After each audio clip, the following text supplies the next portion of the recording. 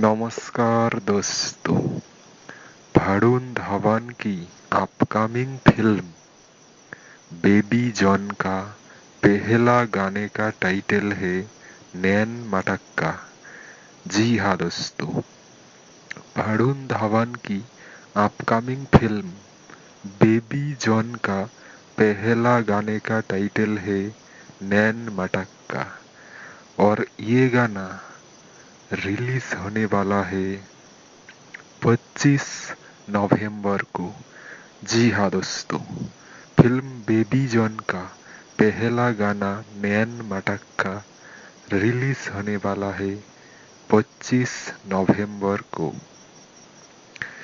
इस गाने में वरुण धवन और कीर्ति सुरेश की जबरदस्त केमिस्ट्री नजर आने वाला है।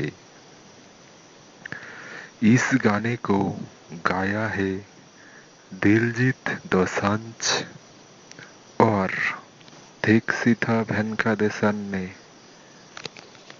इस फिल्म में वरुण धवन और कीर्ति सुरेश के अलावा वामिका गब्बी और जैकी श्रॉफ भी लीड रोल में नजर आने वाला है।